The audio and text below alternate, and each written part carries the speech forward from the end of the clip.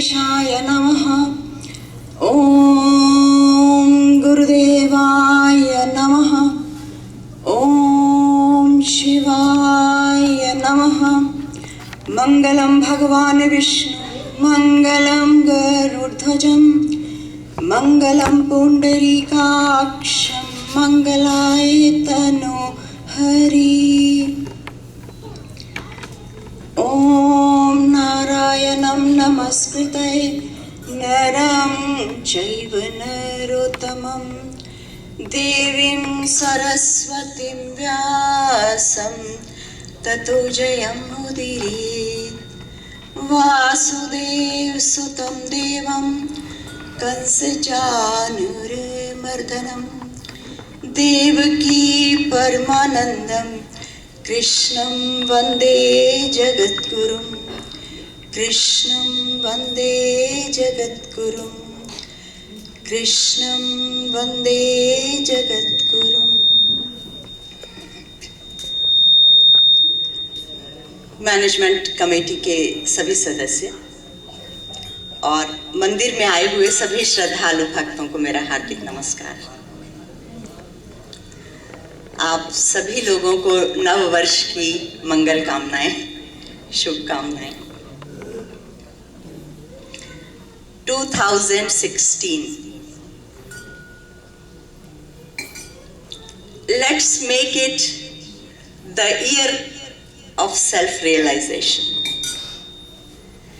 कि इस साल में हम अपना ऐसा गोल रखें कि हमने रियलाइज्ड होना है।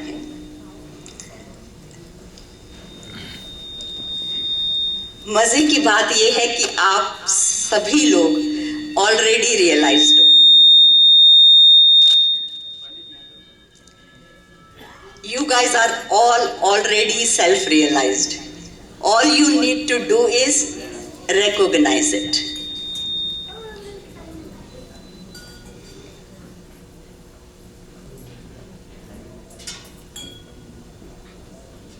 आसमान बादलों से घिरा हुआ, काले बादल इस तरह से अज्ञान ने बुद्धि को ढका हुआ है। जैसे ही हवाएं चलेंगी सत्संग की, हवाएं चलेंगी विवेक की, हवाएं चलेंगी साधना की, ध्यान की, काले बादल हट जाएंगे, नीला आसमान और सूर्य दिखाई देगा। सूर्य को कहीं से लाना नहीं, वो वहीं पर है, ऑलरेडी है। इसी तरह से हम सभी लोगों के अंदर वो तत्व, वो आत्म तत्व ऑलरेडी है। All we need to do is recognise it. और 2016 the year of self realisation, आप लोग याद रखिए। Everybody has a goal now. आपकी अपनी सारी डू लिस्ट, सब कुछ, सब खत्म करके एक गोल,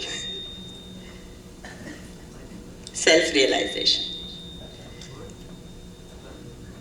और भरोसा पूरा रखें, श्रद्धा पूरी रखें, विश्वास पूरा रखें। किस पर? अपने पे आने में वक्त लगता है। मुझसे क्या होगा? मुझसे तो छोटे छोटे काम नहीं होते हैं। सुबह टू डू लिस्ट बनाते हैं, आज ये करना है, ये करना है, ये करना है, सारा दिन निकल जाता है, पता चलता है उसमें से 3 काम भी नहीं हुए।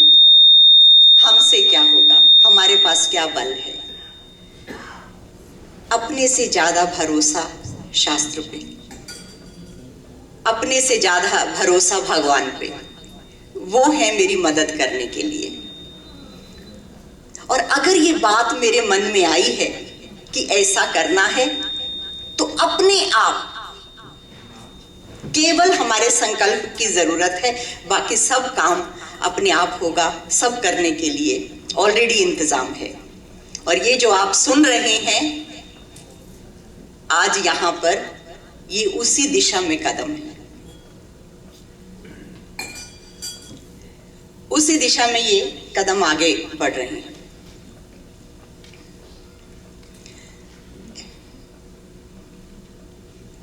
एक बड़ा उत्साह सा होता है नए साल में, नई नई रेजोल्यूशन बनाते हैं। फरवरी आते आते सब जैसे एकदम से बैठ सा जाता है, डामाडोल सा हो जाता है। पर अगर सत्संग में हमेशा आते रहेंगे तो ये जो उत्साह है ये बना रहेगा। 5वां अध्याय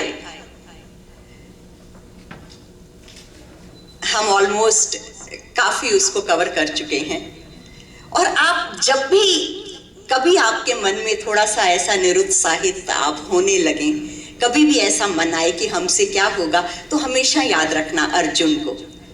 अर्जुन हमारे रोल मॉडल हैं उस हिसाब में कि जैसी परिस्थिति उनके सामने थी, जैसी जघन्य परिस्थिति कि अपने लोगों की हत्या, ऐसा भयंकर युद्ध, ऐसी तो हम लोगों में से किसी के सामने भी नहीं है। और ऐसी स्थिति में से अगर if he can come out of a winner, what excuse do we have? Arjun से ज्यादा तो हमारे प्रॉब्लम्स, हमारी उससे ज्यादा जो है वो कॉम्प्लेक्स प्रॉब्लम्स हमारी नहीं है।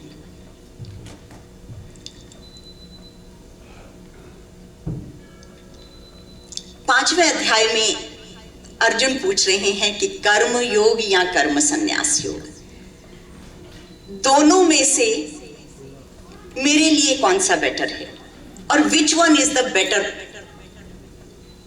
Process, which is the better path. भगवान ने कहा अर्जुन तुम पाथ की इतनी चिंता मत करो, क्योंकि दोनों सेम है, दोनों का रिजल्ट सेम है, दोनों तुमको सेम जगह के ऊपर पहुंचाएंगे। प्रॉब्लम कहां है कि तुमको ये देखना है which is more conducive to you, तुम्हारे लिए कौन सा बेटर है। तो भगवान ने कहा कि जहां तुम्हारी स्थिति है कर्म योग तुम्हारे लिए ज्यादा अच्छा रहेगा। और हमने पिछली बार ये सारी बातें की कि किस तरह से कर्म योग जो है उसमें कर्ता का भाव अपने अंदर से खत्म करना है। The doership, I am doing something. और जो कर्म संन्यास होता है उसमें भोक्ता का भाव खत्म होता है, that I am the enjoying something. जो इंजॉयर का भाव है वो कभी कभी मुश्किल होता है क्योंकि सूक्ष्म है, उसको समझना थोड़ा मुश्किल होता है। कैसे मुश्किल होता है कि अभी आप सभी लोग बैठे हैं, सत्संग को सुन रहे हैं, आपको अच्छा लग रहा है, और हम आपसे कहें कि ये भोक्ता भाव जो आप इंजॉय कर रहे हो ना, इसको फॉरगेट इट, तो आप कहेंगे ये क्या बात है, ये जो थोड़ा इंजॉयमेंट मिलता है we come for that only. उसी सत्संग के लिए तो हम सुनने के लिए आते हैं, उस भाव के लिए ही तो हम आते हैं कि जो हमको अच्छा लगता है, सुनने के को मिलता है भगवान के ये वचन, एंड वी इंजॉय इट वो। और आप कह रहे हैं कि वो भोक्ता भाव ही ना हो, तो इसलिए ये थोड़ा सूक्ष्म होता है, इसमें थोड़ा टाइम लगता है समझने में कि ये भगवान क्या कह रहे हैं। कि हम बोल रहे हैं इंद्रियों से, आप सुन रहे हैं इंद्रियों से। इंद्रियां क्या होती हैं? इंद्रियां कहते हैं अपनी सेंसेस को। तो speech is a sense and hearing is a sense. तो अगर मैं बोल रही हूं और आप सुन रहे हैं, यहां तक ठीक है, समझ में आ रहा है, ठीक है, लेकिन माइंड जो बीच में आके एनालाइज करता है, दिस इज गुड, ये ऐसा ही था, पहले पार्ट में थोड़ा मजा आया, फिर थोड़ा सा बोरिंग हो गया, then it was good again, you know. तो ये एक एनालाइज मन के अंदर चलता है। तो जैसे हम बोल रहे हैं, कभी कभी आप बिल्कुल वैसे ही सुन नहीं रहे हो, आप अपने हिसाब से सुन रहे हो, अलग अलग तरीका है आपका सुनने का। जो सत्संग कहा जाता है वैसा ही सुना ही नहीं जाता है। हम टेलीविजन पे जिन दिनों भगवत गीता कर रहे थे, तो टोरंटो से बहुत फोन कॉल्स आया करते थे। वैंकूवर से इतने कम आते थे, कुछ इतने ज्यादा नहीं आते थे। टोरंटो में ईस्ट साइड में मुझे लगता है कि अपने हिंदू लोगों की वहां पर काफी एक बड़ी संख्या है ज्यादा। तो एक दिन हम गए अपना ये शो करने के लिए, तो हरप्रीत सिंह जी ने कहा, रजनी जी आज हमें एक फोन वैंकूवर से आया। तो हमने कहा कि अच्छा, ये तो बड़ा अच्छा हुआ। कहते और उन्होंने एक प्रश्न भी पूछा है। तो हमने कहा ये तो और भी अच्छी बात है कि एक तो उन्होंने फोन करके ये जहमत उठाई कि हम करें और फिर प्रश्न भी पूछा। तो मैंने उनसे कहा कि उन्होंने क्या प्रश्न पूछा, भगवद गीता के कौन से अध्याय में, कौन से एपिसोड के बारे में पूछा। तो उन्होंने कहा नहीं, उन्होंने एक जनरल सी बात पूछी है। वो कहते हैं कि ठीक है, सत्संग तो ठीक है, पर रजनी जी की साड़ियाँ हमें बहुत अच्छी लगती हैं, तो वो साड़ी अपनी कहाँ से खरीदते हैं, ये हमारा क्वेश्चन है। तो we want to know that कि वो अपनी शॉपिंग कहाँ करते हैं। तो अब जो सत्संग हो रहा है और जो आप सुन रहे हैं, आप देख रहे हैं, उनके बीच में आपकी अपनी मेंटल कंडीशनिंग आती है। अब वो जो लेडी थी, उनको ये बात लगी, ये क्वेश्चन अब किसी जेंट्स की तरफ से नहीं आएगा। तो जो भोक्ता भाव है, उसमें जो है आपकी मेंटल कंडीशनिंग क्योंकि हमारी बड़ी स्ट्रांग है, तो भोक्ता भाव को समझने में कभी कभी वक्त लगता है। लेकिन कर्ता भाव कि मैं ये काम कर रहा हूं, तो एकदम से समझ में आ जाता है कि हाँ, अगर हम ये काम कर रहे हैं, चलो भगवान ने हमें ये ऐसी जगह के ऊपर रखा है कि हम किसी की मदद कर सकते हैं, कुछ दान कर सकते हैं। हमारे पास कल क्या था, आज ऐसा है, हमको सक्षम बनाया, हमारा इसमें क्या है, भगवान का है सब। इस तरह की बातें जब हम करते हैं तो बड़ी इजी होती है कि ओके, जो भी हम कर रहे हैं वो भगवान को सरेंडर करें। तो भगवान ने कहा कि अर्जुन, तुम्हारे लिए इस वक्त which is more conducive to your nature is karma yoga, कि अपना काम करो और 3 बातों का ध्यान रखना अपने कर्म योग में कि काम जो है तुम्हारा लालच से शुरू नहीं हो, अपने पर्सनल गेन के लिए शुरू नहीं हो तुम्हारा काम। दूसरी बात कि उस काम के रिजल्ट क्या होंगे इसकी कोई चिंता मन में नहीं हो। लालच से शुरू नहीं हो, रिजल्ट की चिंता नहीं करो तुम, और फिर अहंकार से ना हो। तो ईगो भी नहीं हो, ग्रीड भी नहीं हो और रिजल्ट की फिक्र भी नहीं हो। अगर ये तीनों बातें तुम्हारे काम करने के ढंग में आ जाती हैं तो समझो तुम्हारा कर्म योग सद गया।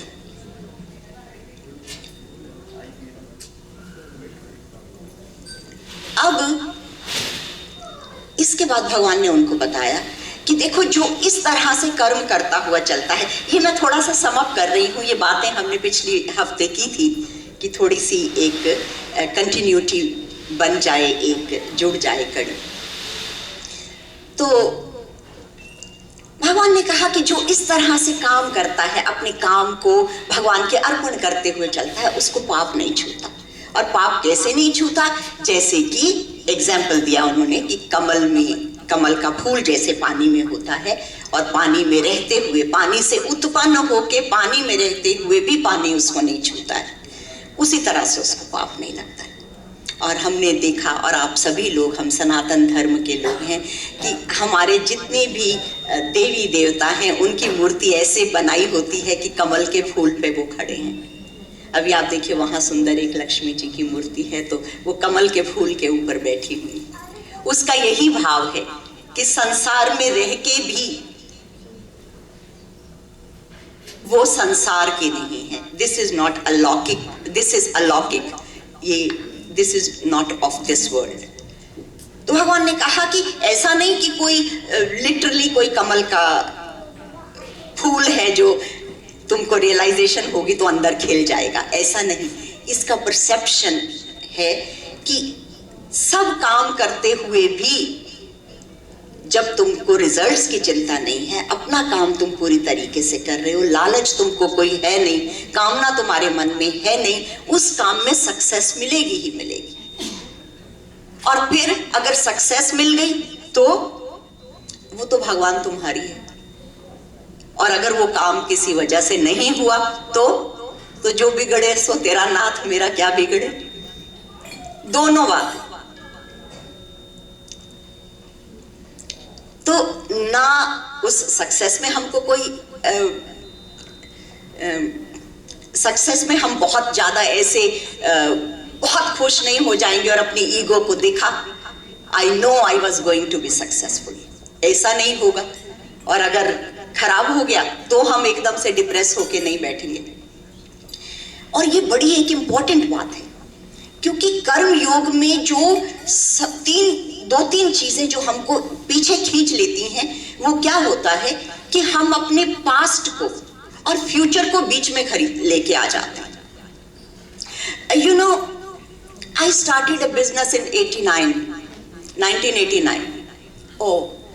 मैंने बंद कर दिया 92 में। आई क्लोज्ड इट डाउन, चला ही नहीं हमसे। फिर मैंने सोचा, कुछ फ्रेंड्स ने कहा नहीं नहीं तुम ऐसा नहीं तो ऐसा करो, मैंने फिर स्टार्ट किया। 94 में मैंने फिर शुरू किया, 99 में फिर बंद, मुझसे नहीं होगा। फिर कुछ शुरू किया, फिर बंद किया। अब इतनी अनसक्सेसफुल कि 3 इवेंट्स हैं, आज वो व्यक्ति ये हिम्मत नहीं करेगी कि मैं दोबारा से उस काम में हाथ डालूं। और जबकि ये भी हो सकता है, if he has a clean slate, 3 unsuccessful ventures, do you know how much experience it gives me? How much did I learn from my mistake? पिछली बार मैंने ये किया, ये नहीं किया, दूसरी बार मुझे ये पता चला। How educated I am, I could be a counselor. Now, how not to flop your business? लेकिन उन व्यक्ति के मन में उस चीज से इतनी निराशा आ जाएगी कि मुझसे तो ये होगा ही नहीं। और कुछ लोग इसलिए कर्म नहीं करेंगे, कुछ तो उन्होंने शुरू ही नहीं करेंगे इसलिए कि पास्ट एक्सपीरियंसेस ऐसे हैं। कुछ लोग फ्यूचर की चिंता में लगेंगे। आपको पता है, 3rd world war, it can happen any day. क्या करना है शुरू करके? कुछ भी। आपको पता है न्यूक्लियर पावर, रशिया, वो सब तैयार बैठे, छोड़ो। ऐसी बातें जिनका उनके लाइफ से कोई डायरेक्ट रिलेशनशिप नहीं है, बस मन को समझाने के लिए कि मुझे नहीं करना। तो ये बहुत सारी जो मेंटल कंडीशनिंग है, ये हमारे कर्म योग के बीच में आ जाती है। पुरानी यादें, पुराने अनसक्सेसफुल, आज की जिंदगी में हम उनको खींच के ले आते हैं और एकदम से जो है वो निरुत्साहित हो जाते हैं। तो ये सब बातें भगवान ने कहा कि जब कर्म योग तुम्हारी डिजायर से नहीं होगा,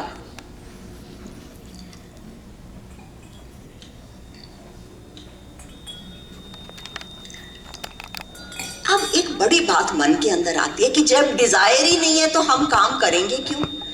मोटिवेशन क्या है करने के लिए?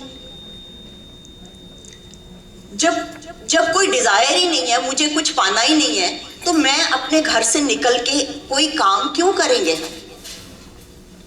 तो भगवान ने कहा कि अर्जुन तुम उसकी फिक्र नहीं करो, कोई भी व्यक्ति कर्म किए बिना रह नहीं सकता।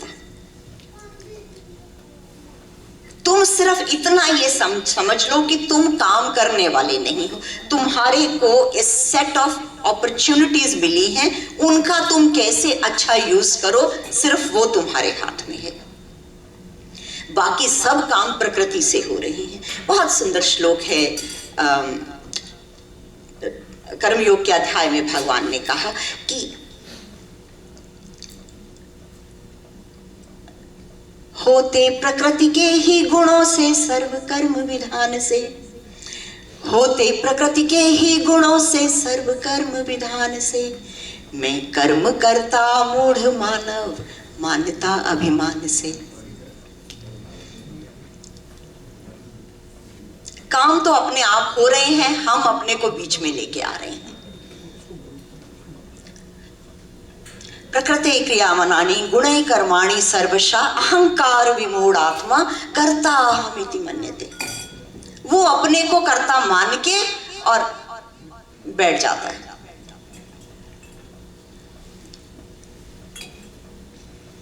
तो भगवान ने कहा कि कर्म योग को तुम अच्छे से साध लो, क्योंकि कर्म योग का जो फल है वही कर्म संन्यास का है, लेकिन कर्म संन्यास के लिए जो सूक्ष्म मन चाहिए वो अभी तुम्हारे पास नहीं है। वो जो सटल सेंसेस चाहिए वो तुम्हारे पास अभी नहीं है।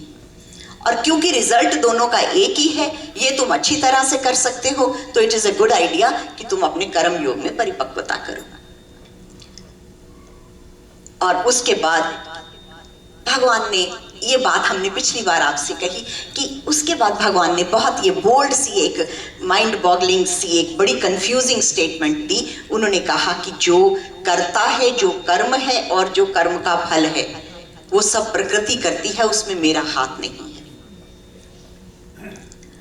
एग्जाम्पल देखें कि एक आदमी है, वो लॉयर है और एक लॉ का बिजनेस है उनका, कहीं पे लॉयर है, लॉ का बिजनेस चलाते हैं। तो भगवान ने कहा कि उस लॉयर से, उसके लॉ के बिजनेस से और वो जो केसेस अपने फाइट करता है उससे मुझे कोई मतलब नहीं है। चाहे वो लॉयर भगवान में विश्वास करने वाला हो, हर केस से पहले आके भगवान के माथा टेक के जाता हो, प्रसाद चढ़ा के जाता हो कि ये केस मैं जीत जाऊं, तो और भी आगे मन्नत भी मान के जाता हो, तो भगवान ने क्लियरली कह दिया कि जो तुम काम कर रहे हो, जो काम करने वाला है, कर्म का फल है, मेरा उससे कोई लेना देना नहीं। और उसके बाद उसी बात को आगे बढ़ाते हुए उन्होंने कहा कि तुम्हारे पाप, तुम्हारे पुण्य, वो दोनों को मुझे उनसे कोई लेना देना नहीं है। दे बोथ आर प्रकृति का हिस्सा। और प्रकृति क्या है? तुम्हारा मन, तुम्हारी बुद्धि, तुम्हारी इंद्रियां, तुम्हारा शरीर, जिनसे तुम काम कर रहे हो, ये प्रकृति है। और मैं इसके किए हुए जो काम है उनके keep me out of it, I am away from it. ना मैं पाप लेता किसी के, ना मैं पुण्य लेता। तुम लोग अपने आप ही कंफ्यूज हुए पड़े हो, अपने आप ही अपनी बुद्धि से बातें सोचते हो, करते हो। मुझे किसी से कुछ लेना देना नहीं है। तो जब हम ऐसी बात सोचते हैं कि हमारे कर्मों से भगवान को कोई लेना देना नहीं, हम पाप करें, हम पुण्य करें, हम कुछ भी करें और उनको कोई मतलब ही नहीं है, तो फिर हम जो मर्जी करें। तो भगवान ने कहा हाँ यही बात है, तुम जो मर्जी करो, मैंने तुमको फ्री विल दी हुई है, लेकिन ये बात समझ लेना क्या कि अगर तुम पाप करते हो तो पाप का फल दुख होता है, और अगर तुम पुण्य करते हो तो पुण्य का फल सुख होता है। तो तुमको जीवन में सुख लेना है या तुमको जीवन में दुख लेना है, ये चॉइस तुम्हारी। तुम सुखी हो या तुम दुखी हो, मेरा इससे कोई मतलब नहीं है। लेकिन तुम इस ज्ञान को, इस गणित को समझ लो, इस गणित को समझ लो कि तुम पाप करोगे तो तुमको दुख मिलेगा और पुण्य करोगे तो सुख मिलेगा। अब ये बात भी बड़ी कंफ्यूजिंग ऐसे लगती है कि भगवान ने तो साफ साफ ऐसे कह दिया जैसे 2 और 2 4 होते हैं कि ओके, ऑल द पाप दुख, ऑल द पुण्य सुख। सुख और दुख जैसे उन्होंने एक बिल्कुल लाइन ड्रॉ कर दी। पर कई लोग कहेंगे कि हम तो इतने अच्छे काम करते हैं, कभी सत्कर्म करते हैं, पुण्यों के काम करते हैं, फिर भी दुखी हो जाते हैं। कुछ लोग फॉर एग्जाम्पल कि कुछ लोग यहाँ मंदिर में आते हैं, सेवा करेंगे, मैनेजमेंट में अच्छा अपना काम भी करेंगे, अपने दिल से सेवा भी कर रहे हैं, पर कई बार यहाँ ऐसी जगहों पे भी राजनीति हो जाती है तो बड़ा मन दुखी हो जाता है कि हम तो अपने घर से उठ के आए हैं सेवा करने के लिए, कोई अच्छा काम करने के लिए, कोई अपना थोड़ा पुण्य कमाने के लिए, और ये उल्टा हो रहा है। भगवान ने तो कहा था पुण्य का फल सुख होता है और हमें तो यहाँ दुख मिल रहा है। और कभी कभी उल्टी बात कि पाप करेंगे, पाप करेंगे तो छोड़िए, पाप पुण्य वो कभी फिर आपसे बात करेंगे लंबी। और एक ऑर्डिनरी बात कि मैंने ध्यान ही नहीं है, कहीं अपने ख्यालों में खोए हुए रेड लाइट क्रॉस कर ली, और रेड लाइट क्रॉस कर ली और बाई चांस कोई भी गाड़ी नहीं आ रही थी, कहने को पाप गलत काम, मुझे कुछ भी नहीं हुआ। या इसी तरह से छोटी छोटी कई चीजें, गलतियां होती हैं और कोई nobody noticed it, so I am good. और कोई दूसरे व्यक्ति कहेंगे अरे आपको रेड लाइट क्रॉस करने पे कुछ नहीं हुआ, हम तो अभी ऑरेंज लाइट अभी तो हो रही थी और हमको तो इतनी बड़ी टिकट मिल गई। तो इस तरह की ये बातें, तो भगवान ने कहा you keep me out of it, ये सब तुम्हारे माइंड के हिस्से हैं। पाप भी पुण्य भी ये दोनों तुम्हारे जो हैं मन के हिस्से हैं। तुम समझो अर्जुन, जिस तरफ मैं इशारा कर रहा हूं, जिस तरफ मैं तुम्हें लेके जाना चाहता हूं, जिस जगह पर खड़े होके मैं तुम्हारी स्थिति चाहता हूं, वो पाप और पुण्य से, सुख और दुख से, मन के इस खेल से अलग जगह है।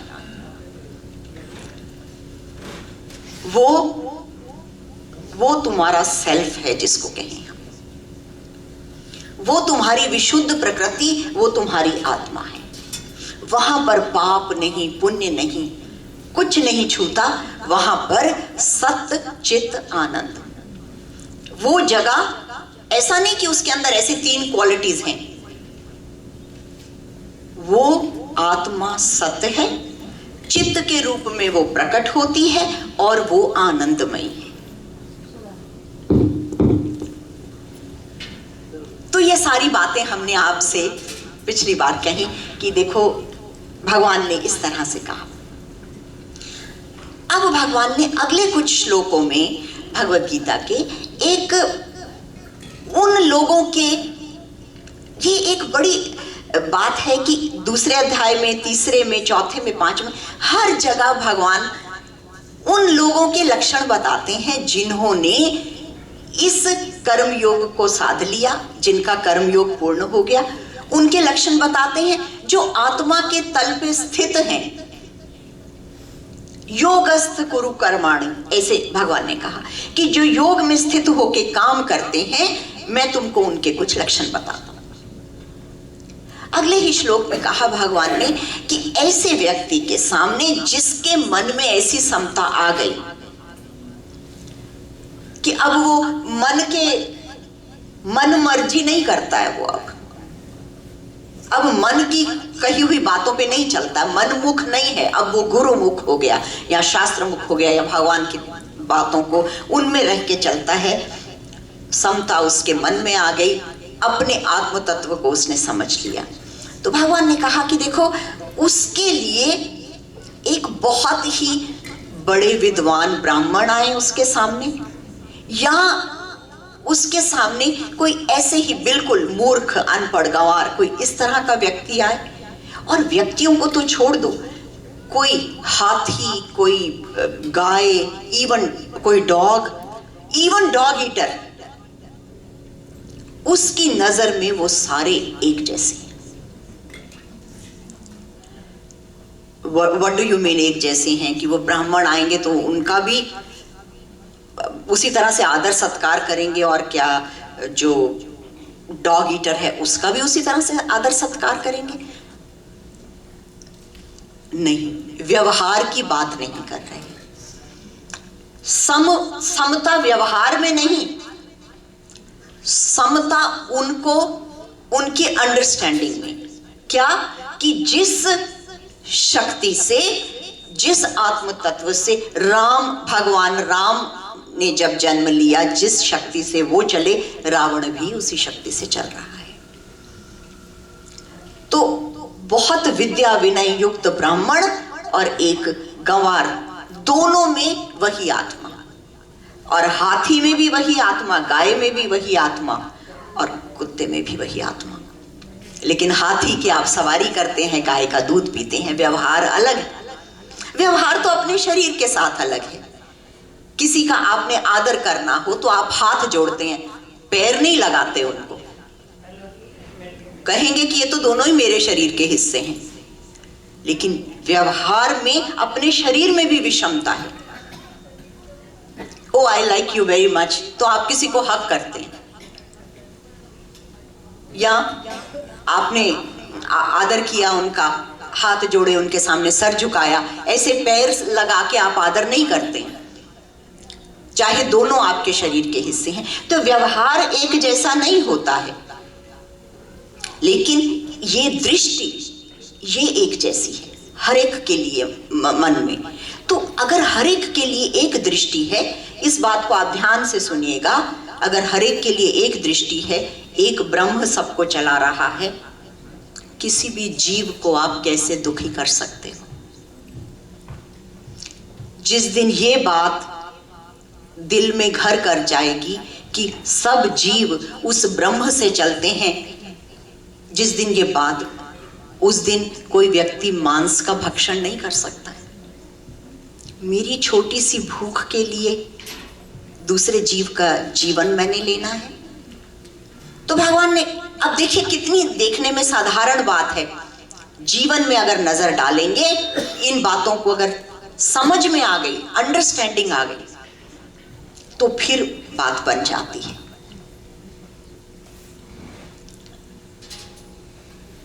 Knowing is everything.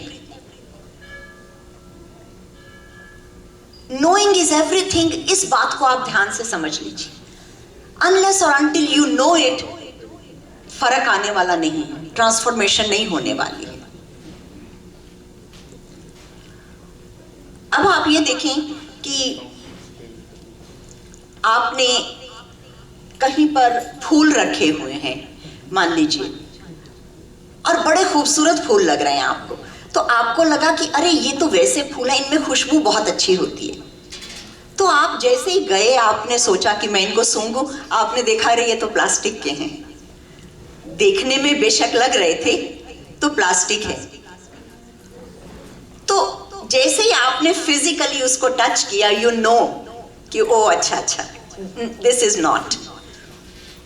जैसे ही उस चीज का ज्ञान हुआ, आपको एकदम से अंडरस्टैंडिंग क्लियर हो गई कि अच्छा इसमें खुशबू नहीं है, फिर कुछ सोचना ही नहीं पड़ता है। Knowing is everything. Mental level पे क्या होता है कि आपने, मान लीजिए, एक कोई भी आप पढ़ाई करते हैं, जिस दिन वो पढ़ाई आपके व्यक्तिगत जीवन में काम आती है, that is what knowing is. Otherwise क्या होता है, कई स्टूडेंट्स हैं, अब वो एग्जाम देने जाते हैं तो सारा कुछ उन्होंने रट लिया, इतना आया नहीं, बस कर लिया। जिस वक्त एग्जाम आया, ऐसे लगा कि जैसे जो रटा था रात को, वो ऐसे का ऐसे पेपर पे उतार दिया। आप उनसे 2 दिन बाद पूछें उसके बारे में तो उनको कुछ इतना याद नहीं रहेगा, और 1 महीने बाद पूछे तो उनको ये ध्यान भी नहीं रहेगा, 2 महीने बाद कि हमारे पास ये कोई ऐसा सब्जेक्ट भी था। तो that was part of their memory, that's not part of their knowing. और यही बात हमेशा सत्संग में होती है। सत्संग में आते हैं, सुनते हैं, ऐसा लगता है कि आज तो सारा कुछ समझ में आ गया, सब कुछ पता चल गया हमें। फिर ये भूल कैसे जाता है? क्योंकि it's not your own experience yet, it's not your direct experience, इसलिए भूल जाता है। मेमोरी में रखी हुई बात इतनी ज्यादा काम में नहीं आती।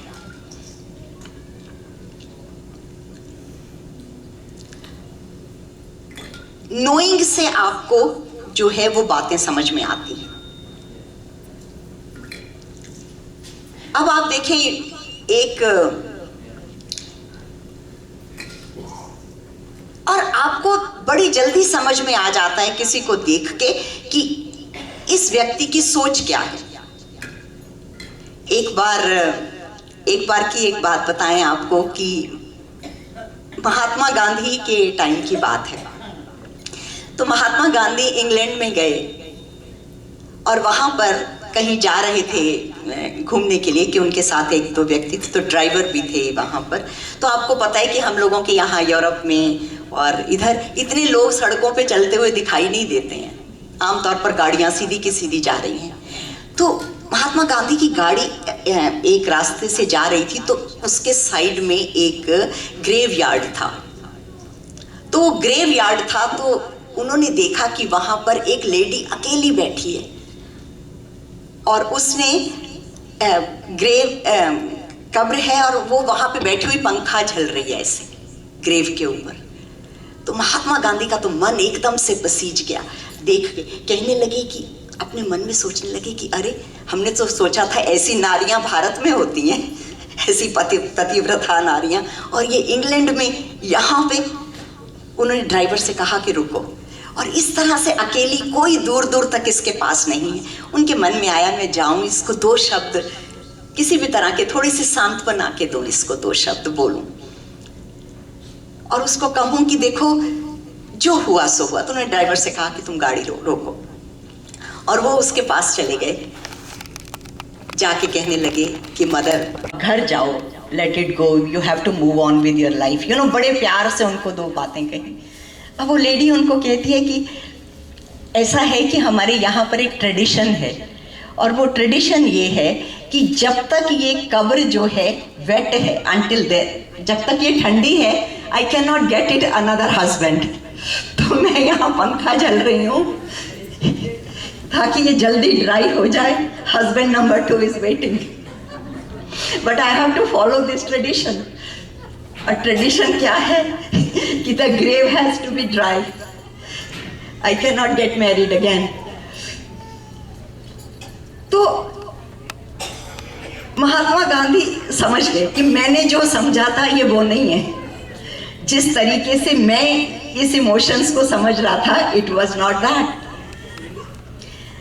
तो भगवान ने इसलिए ये बार बार वो अलग अलग जगहों पे जो लोग जिनकी ब्रह्म में स्थिति हो गई, जो इन बातों को अब जानते हैं, उनको बार बार बताते हैं।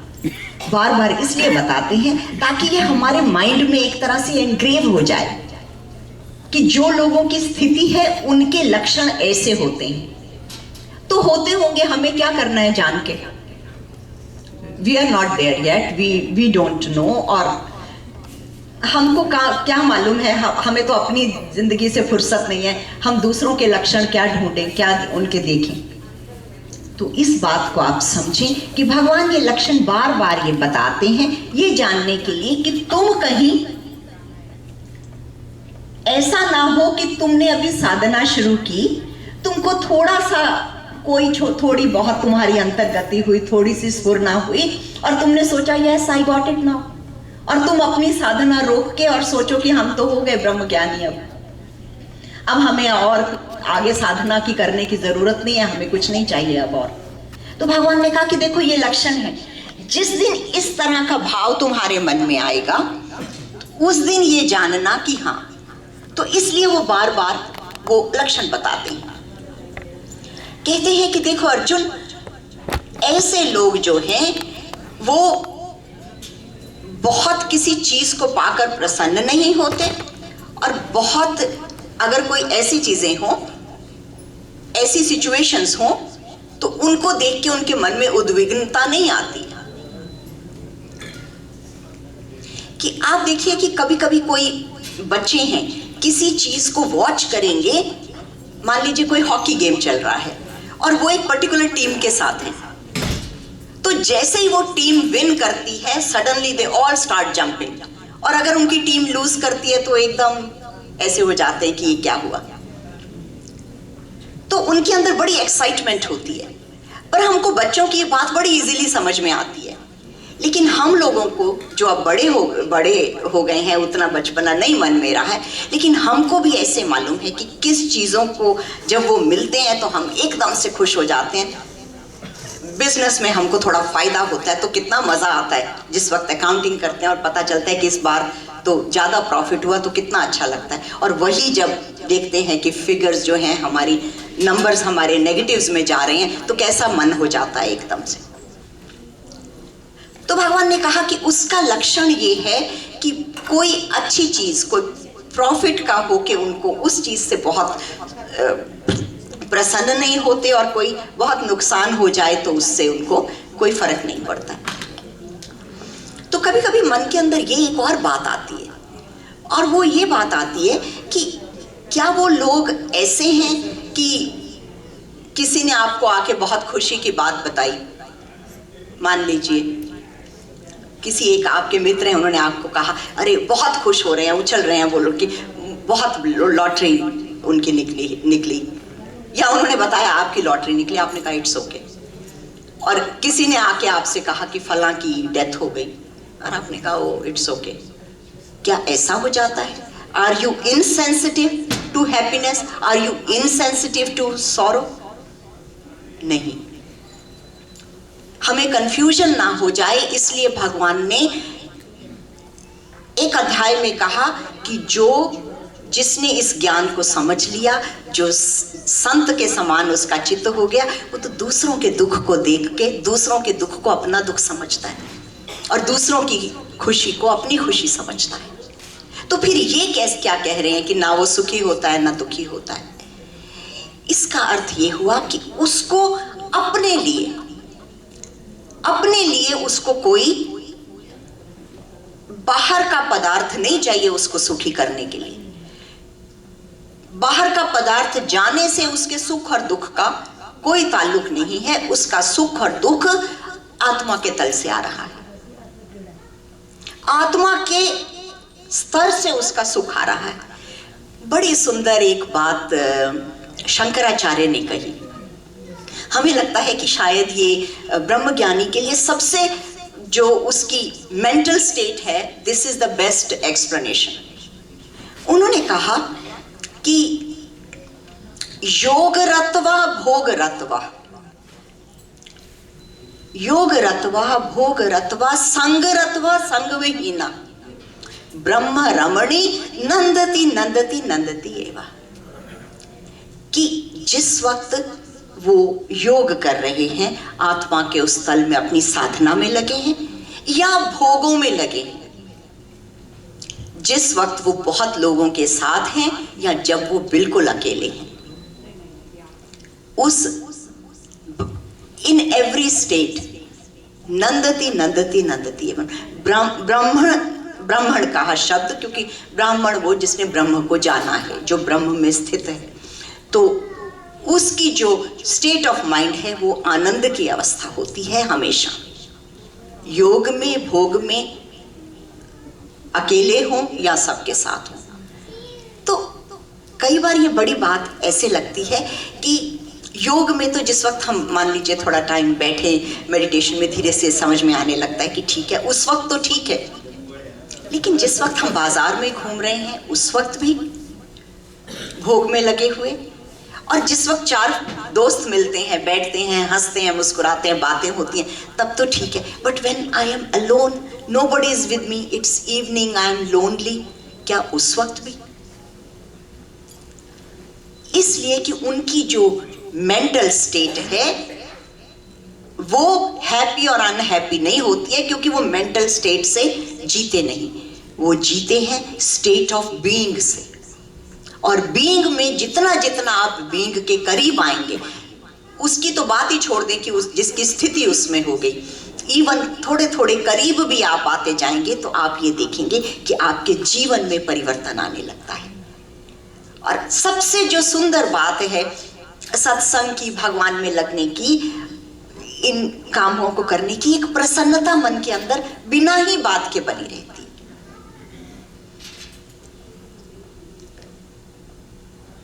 तो भगवान ने कहा कि सुख और दुख के, प्रसन्नता अप्रसन्नता, इनके द्वंद्वों से जो हैं वो बचे रहते हैं। और कहा कि जिसने काम के और क्रोध के, इन दोनों के वेगों को सह लिया, उसको जीवन में अक्षय सुख की प्राप्ति होती है। ये गीता का वाक्य है कि जिसने काम के वेग को और क्रोध के वेग को सह लिया, उसको अक्षय सुख की प्राप्ति होती है। अब ये स्टेटमेंट अगर हम आम अपनी साधारण जिंदगी में देखें तो बहुत ज्यादा ये कॉन्ट्राडिक्शन वाली लगती है।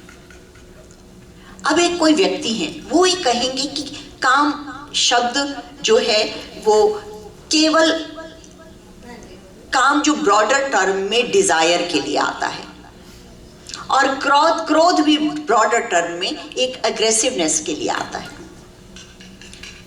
तो काम और क्रोध दोनों और उनके वेगों को सहना, ये भगवान क्या कह रहे हैं? आमतौर पर ऐसा नहीं होता है। हम आपको एक बात बताएं, हमारे एक मित्र हैं, वो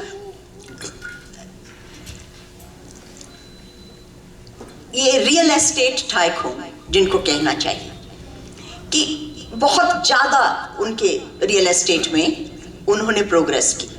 अब वो इस बात को इतने प्राउड से करते हैं कि हम आए थे जी 25-30 साल पहले पंजाब से, कुछ भी नहीं था हमारे पास, एक डिजायर आ गई मन में, यानी कि काम, जिसको भगवान कह रहे हैं उसका वेग सह लो। हमारी डिजायर आ गई जी, करना है कुछ यहाँ, और हम लग गए उसमें दिन रात। एक घर बेचा, दूसरा बेचा। पीपल लेजी है यहाँ, काम में उनका इतना मन नहीं है। और मैं तो जी अग्रेसिवली लग गया, क्रोध, दोनों, काम भी क्रोध भी, जिसके लिए कि भगवान कह रहे हैं कि वो उनके वेगों को सह लेता है। वो कहते हैं मैंने तो इसी का यूज किया, डिजायर मन में करी कि मैंने ये करना है, और उसके बाद मैं पूरी तरह से उसमें जुट गया विथ ऑल एग्रेसिवनेस। और आज देखो क्या हमारे पास सक्सेसफुल है। वाइफ जिस चीज पे हाथ रखती है, बच्चे जो कहते हैं everything I can fulfil all their desires. देखने में ये बात कैसी लगती है। और कोई और उनके सामने बैठे होंगे और जिनकी अपनी मटेरियल डिजायर होंगी, वो कहेंगे ओ माय गॉड, इनसे तो सीखना चाहिए, he should be the role model for so many. और ऐसा नहीं है कि वो नहीं होते, वो होते भी हैं। भगवान ने कहा कि तुम अपने गोल से भटक गए। ये ऐसा नहीं कि तुम रियल एस्टेट के लोग हो, तुमने कुछ प्रॉपर्टीज लीज, ऐसा नहीं है। यहाँ पर बहुत बड़े बड़े राजा हुए, उनकी बड़ी बड़ी सल्तनतें हुई, उनके महल आज ऐसे खड़े हुए हैं। तुम सोचो, वो एग्रेसिवनेस, वो डिजायर्स तुमको थोड़े थोड़े सुख देती हैं, जीवन का बहुत समय ले जाती हैं। और जीवन का बहुत समय ले जाके भी ये चांस की बात है कि किसी को सक्सेस मिली, फेलियर्स भी मिलती हैं। बहुत बहुत कमाया और फिर किसी ऐसे वेंचर में लगा दिया कि सारा कुछ नष्ट हो गया। उस वक्त हालत देखने वाली होती है। और हम लोगों ने आमतौर पर देखा हुआ है कि जहां पर माँ बाप, बच्चे जिस चीज पे हाथ रखें और माँ बाप उनको लेके दें, वो बच्चे कोई बहुत उनकी पर्सनालिटी जो है उसके अंदर वैसी कुछ खास डेवलपमेंट नहीं आती है जो उन बच्चों के उसमें आती है। उनको तो हम लोग बिगड़े नवाब बोलते थे। जो माँ बाप ने जिस चीज पे हाथ रखे, उनके बच्चों के अंदर कोई बहुत भारे सद्गुण नहीं होते हैं। तो कई बार ये बाहर बाहर से देखने में ये चीजें बहुत अच्छी लगती हैं, लेकिन भगवान, और मान लीजिए है भी, सब कुछ अच्छा भी है, तो भी भगवान ने कहा कि you don't have that much time. और फिर तुम्हारी हैप्पीनेस डिपेंडेंट हो गई बाहर की चीजों पे। और जिस वक्त जिन बच्चों के लिए तुम इस तरह से कर रहे हो, कल को अगर वो तुम्हारी बात नहीं करेंगे, तुमको वैसा आदर नहीं देंगे, तो तुम्हारा मन में बहुत दुख होगा। तुम्हारी पत्नी वैसे करेगी तो बहुत दुख होगा। मान लीजिए वो नहीं करते, वो बहुत अच्छे भी रहते हैं, बट भगवान ने कहा as long as you are dependent for your happiness on others, as long as you are dependent on your happiness for people, on things, on emotions, on situations, आज नहीं कल तुम्हारा दिल टूटने ही वाला है। कहते हैं लोग, दिल का कोई कदरदान नहीं मिला जमाने में। दिल को कौन पूछता है, सबको पैसा चाहिए, बाहर बाहर की चीजें हैं। तो भगवान ने कहा कि लेकिन अगर तुमने उस काम के वेग को, क्रोध के वेग को, इनको सह लिया, आई प्रॉमिस यू कि क्या होगा। उन्होंने कहा अक्षय सुख, महासुख वो व्यक्ति महसूस करता है।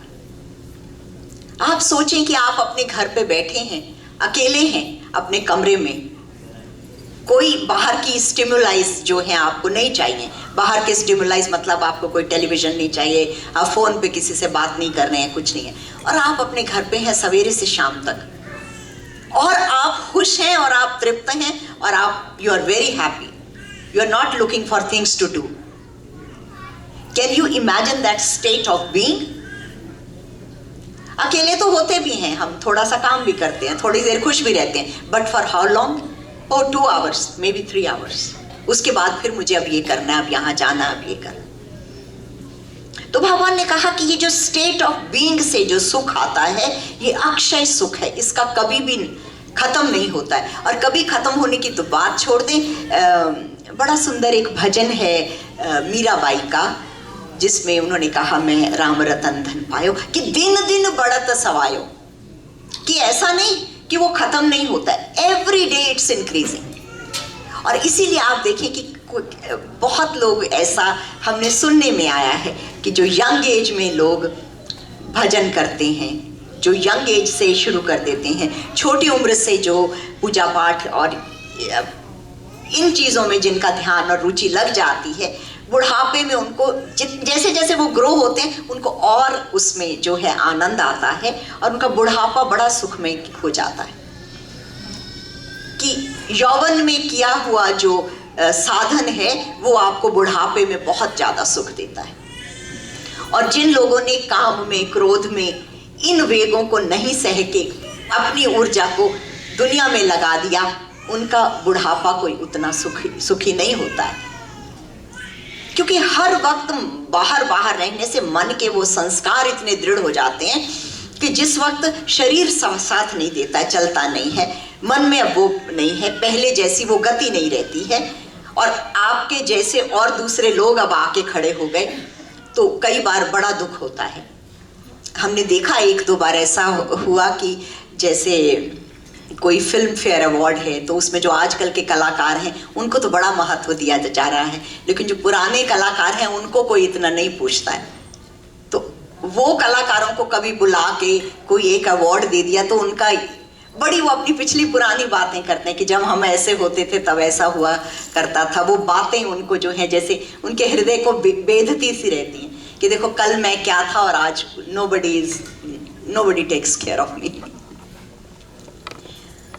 तो इसलिए हम लोग इन बातों को समझें कि मन के द्वंद्वों से हमें ऊपर उठना है, हमको मन से पार की स्थिति में जाना है और आगे हमने ध्यान योग में उतरना है। तो हम किस तरह से धीरे धीरे जो है वो अपनी इंद्रियों को संयमित करें, नियमित करें।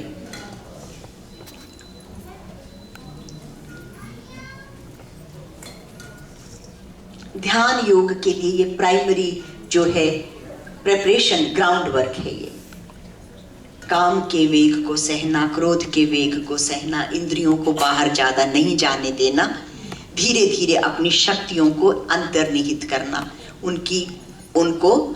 उनकी गति को बाहर जाते हुए मन को अंदर की तरफ मोड़ना। मुझे ऐसा लगता है जैसे टाइम बड़ी जल्दी बीत जाता है। Maybe I am talking, that's why. तो any questions, concerns, comments so far? हाँ जी,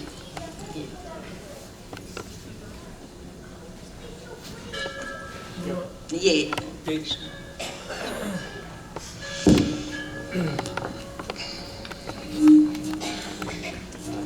आपने कहा प्रकृति के बारे में जो नेचर है, तो पुरुष का स्थान और पुरुष का क्या उसमें रिश्ता है? पुरुष जिसको कहते हैं,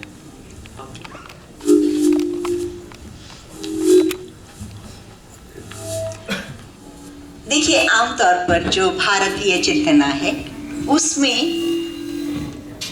पुरुष और प्रकृति को फीमेल कहा, प्रकृति को कहा कि वो स्त्री है, और पुरुष को कहा, आप ऐसा समझें कि पुरुष अगर आत्मा है तो ये जो शरीर मन बुद्धि है ये स्त्री है, भगवान पुरुष हैं और उनकी जो शक्ति है जिसके द्वारा वो कार्य करते हैं वो प्रकृति है। कभी कभी ऐसा मन में आता है कि क्या पुरुष शरीर के लिए कहा, क्योंकि मेल एंड फीमेल एनर्जी जैसे हम बोलते हैं। तो ये प्रश्न इन्होंने जो पूछा है बहुत ही सूक्ष्म और सुंदर प्रश्न है और इसके बहुत सारे अलग अलग तल हैं। कभी कभी ऐसा लगता है कि is they are talking about male body and female body? नहीं, भगवान की नजर में हम सब स्त्रियां हैं। और केवल एक पुरुष है। Even the male body is prakriti, एक परम पुरुष और बाकी सब प्रकृतियां। बड़ा सुंदर श्रीमद् भागवत में आता है कि एक भगवान और उनकी बहुत सारी पत्नियां,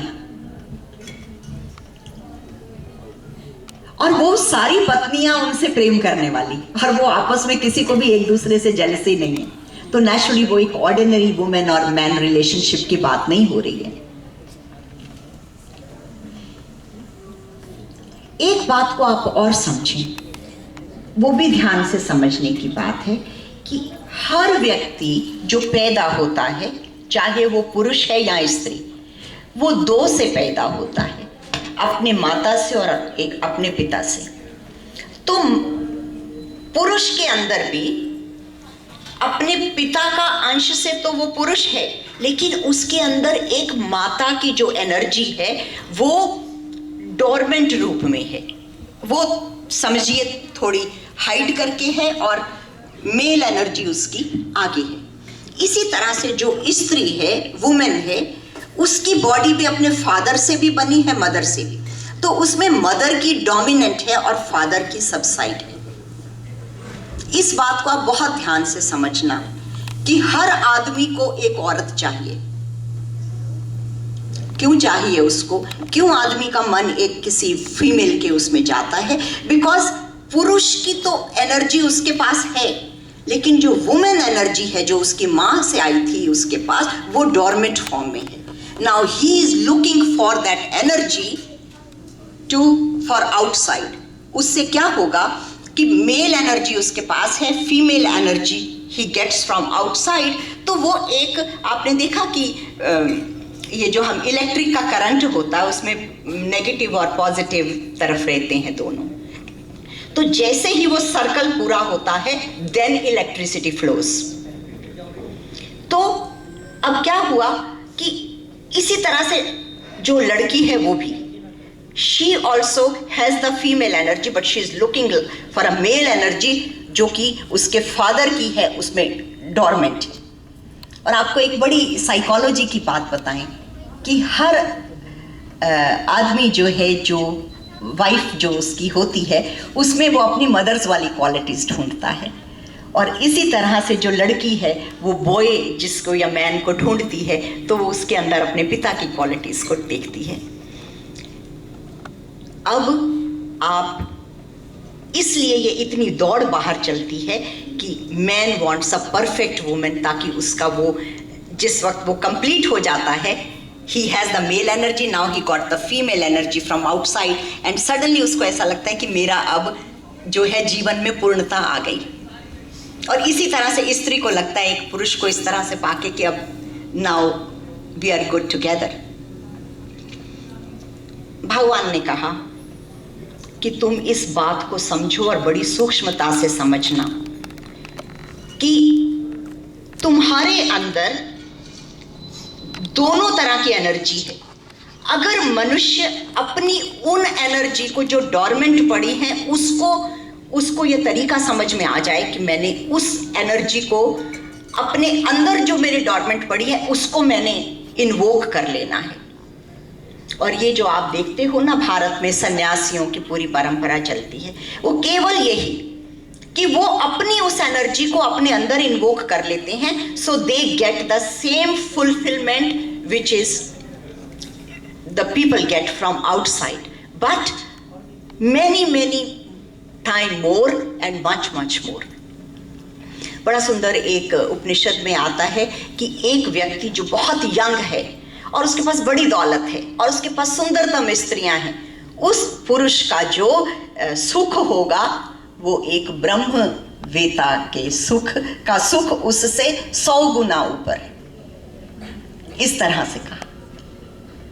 तो जिस वक्त वो शक्ति अपने अंदर, जब उस शक्ति का मिलन होता है, प्रकृति का और पुरुष का अपने अंदर, दोनों जो अपनी छुपी हुई हैं उनको बाहर ढूंढने के बजाय जब हम उनको अंदर इन्वोक करते हैं, everybody of us has a positive and negative, but one of it, वो हमारी जो है वर्क कर रही है पर एक हाइड हुई है। जिस वक्त वो दोनों हमारी अंदर इन्वोक हो जाती हैं, सर्कल पूरा हो जाता है, current flows, and that current कुछ लोगों ने शास्त्रों में इसको कुंडलिनी शक्ति के नाम से कहते हैं, वो पावर जो है वो फिर ऊपर उठती है।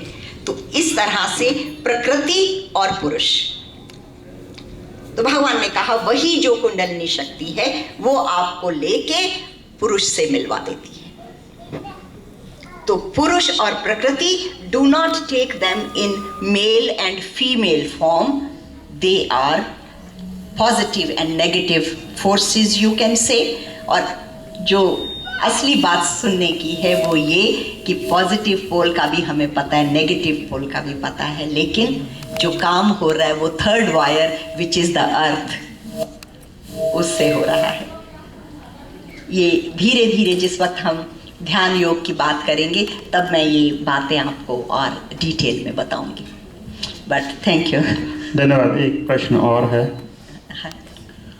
When you start, you said realization and recognition.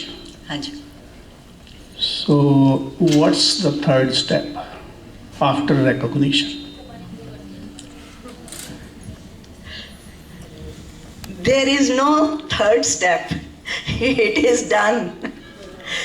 Recognizing is, बड़ी सुंदर बात आती है शास्त्र में दो तरीके से।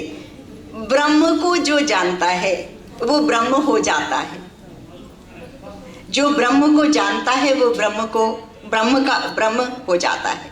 और कहा भक्ति वालों में, भक्तों में, हरि को जाने सो हरि सा होए, ऐसे कहा। तो जिस वक्त आपने कहा कि रियलाइज किया, recognize क्या किया, that I am part and parcel of this whole, या मैं उस आत्मा का जो तत्व है, जो परमात्मा का तत्व है, वही आत्मा मेरे अंदर है, और हम तत्व तक qualitatively we are same. When you have the direct experience of that, that is called recognizing. When you have the direct experience of that, then you become that. You are already that. बीच में क्या है? Mind है। हम एक दीवार सी है बीच में, हम हैं तो, लेकिन हमें पता नहीं चलता है। तो वंस वो दीवार हटी और आपने देखा हम दो हैं, फिर हम तो दो हैं नहीं, हम एक हैं, फिर क्या करना है? फिर कुछ नहीं, फिर नंदती नंदती नंदती एवं, फिर आनंद ही आनंद है। उसके बाद कुछ करने को बचता नहीं, सारी डूइंग्स आर ऑल डन। एक बार तालियां करने से संकोच मत करिए। तो लास्ट प्रश्न है भास्कर जी का, तो उसके बाद में आपने कहा कि भगवान कुछ नहीं करते। भगवान जो है वो कहते मैं कर्ता और भोक्ता दोनों ही हूँ। तो अगर आपने कहा भगवान कुछ नहीं करते, तो क्या ये जीवात्मा करता है? और एक दूसरा छोटा सा साथ में प्रश्न है कि जो आपने काम शब्द का मीनिंग दिया है वो कर्म के लिए दिया है, ये यहाँ के काम जो है वो संबंधित है लस्ट से? जी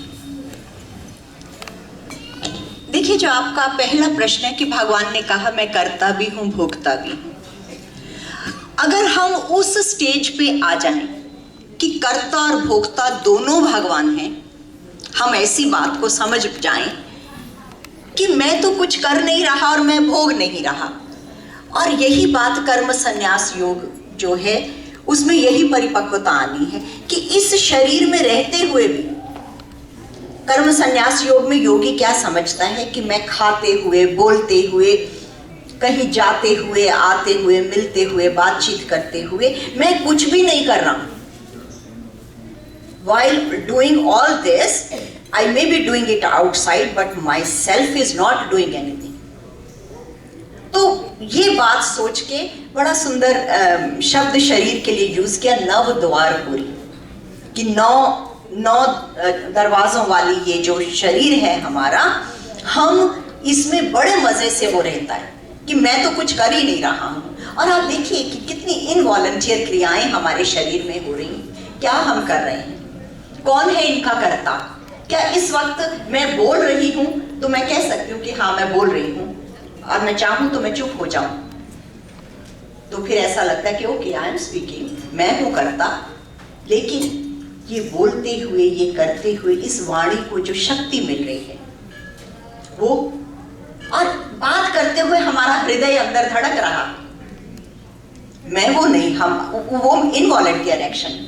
शरीर में ब्लड दौड़ रहा है, इंटेस्टाइन में फूड पाचन हो रहा है, इसके अलावा रक्त बन रहा है। सभी जो क्रियाएं हैं वो इनवॉलंटियर हैं, हमारा उसमें कोई हाथ नहीं है। तो अगर हम इस तरह से मान के चलें कि मेरे तो शरीर को भी चलाने वाले भगवान हैं, वही करता है, तो फिर भोगता भी वही है, तो ये बात सही आती है। लेकिन अगर मैं ये कहूँ कि कुछ चीजें मैं करने वाला हूँ और कुछ भगवान के ऊपर हम छोड़ दें, तो ये फिर डुअलिटी हो जाती है। तो अगर आप इसको एब्सोल्यूट वे में लेते हैं कि करता भी वही, भोगता भी वही, तो then it is right. Otherwise we are two. अगर मैं ईगो से कर रही हैं तो हम करने वाले हैं और हम इंजॉयर भी हैं। और भगवान ने यही कहा कि तुम अगर अपने कर्म करते हो, अच्छे कर्म करोगे, खुश होगे तो भी तुम हो, रोगे तो भी तुम हो। तुम्हारी खुशी से, तुम्हारे रोने धोने से मेरा कोई लेना नहीं है। But if you want to understand कि करता भी मेरे भगवान है और भोगता भी वही है, तो फिर जीवन की जो है वो क्वालिटी ही बदल जाती है। ये है। और दूसरा प्रश्न आपका, आपने वो काम की बात, ठीक है। हाँ, जी, काम आमतौर पर जो शब्द है हिंदी में ट्रांसलेट करते हैं तो वो सेक्स के लिए आता है आमतौर पर, और जो सेक्स का ताल्लुक है वो लस्ट से है। तो भगवान ने जैसे कहा कि काम और क्रोध के वो वेगों को रोकता है, तो कई बार हमारी जो वो इम्पल्सिस हैं, the desire for sex and the anger, जो एकदम से इम्पल्सिव आते हैं, हाँ, तो ये दोनों बातें हैं, इनके वेगों को भी सहना, क्योंकि कभी कभी ये जो चीजें हैं अंदर की, जो हमारी बॉडीली सेंसेशंस हैं, वो हमको कई बार बहुत ज्यादा संसार में नीचे स्तर पे ले जाती हैं। लेकिन भगवान ने जो यहाँ पर उसको जोड़ा महासुख से, कि वो अक्षय सुख प्राप्त करता है, तो एक वे में तो आप ये भी कह सकते हैं कि सेक्स का जो प्लेजर है वो बड़ा मोमेंट्री है। Pleasure is there but it is very momentary, and then you have to dependent on other person for this. तो भगवान ने कहा कि जिसने उन वेगों को सह लिया और जिसने अपनी गति अंदर कर दी, तो उसका सुख बहुत ज्यादा है कंपैरेटिवली, और बड़ा एवर लास्टिंग। और वो जो सुख है वो आपको जितनी तृप्ति देता है, ये उससे उसकी क्वालिटी बहुत डिफरेंट। तो लेकिन इसको हम ब्रॉडर टर्म में लें तो काम शब्द जो है वो कामनाओं से आता है, डिजायर्स। तो भगवान इस सेइंग कि जितनी भी तुम्हारी डिजायर आती हैं संसार में, वो देखो तो अहंकार से निकली हुई है, कि मुझे ये यहाँ जाना है, ये खाना है, ये पहनना है। डिजायर आती हैं ईगो से, माइंड से, और पूरी करते हो थ्रू सेंसेस। उससे क्या होता है कि बड़े लिमिटेड जीव हो तुम। आपको बड़ा अच्छा लगता है जी रसमलाई खाना, एक खाई ठीक है, बड़ा मजा आया, 2 खाई, लेकिन एक आदमी आपके पीछे ही पड़ जाए कि नहीं 10 खाओ आज, तो आपको लगेगा नो नो नो एनफ। तो बाहर जो प्लेजर है, ऐसा नहीं कि वो नहीं है, but they are very momentary. You have to spend lot of time and effort on that, और जो रिजल्ट है वो भी कुछ ज्यादा नहीं है। तो अगर आप किसी बिजनेसमैन से पूछोगे, किसी बड़े अकाउंटेंट से पूछोगे, तो कहेगा ये तो बड़ा घटिया सा सौदा है कि आप इतना एफर्ट लगा रहे हो, इतना सब चीजें कर रहे हो और इतना जरा सा सुख आपको मिल रहा है, ये क्या अकाउंटिंग हुई। भगवान ने कहा तुम बैठे हो और अक्षय सुख तुम्हारे ऊपर बरस रहा है, that is what life is all about.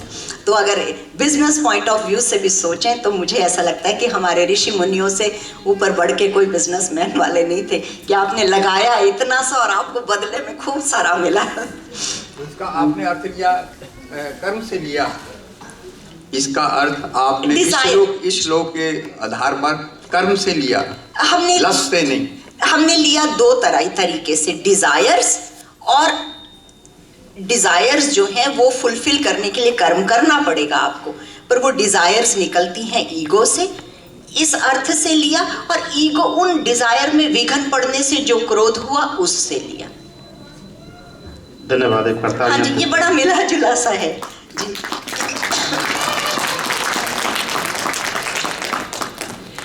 देखिए, और कुछ नहीं तो कम से कम ये 1 घंटा जो होता है, 1-1.5 घंटा, तो उसमें मुझे ऐसे लगता है कि हम सब कुछ भूल भाल के हमारा मन जो है इस मंदिर में एक तरफ एकाग्रचित हो जाता है, और जो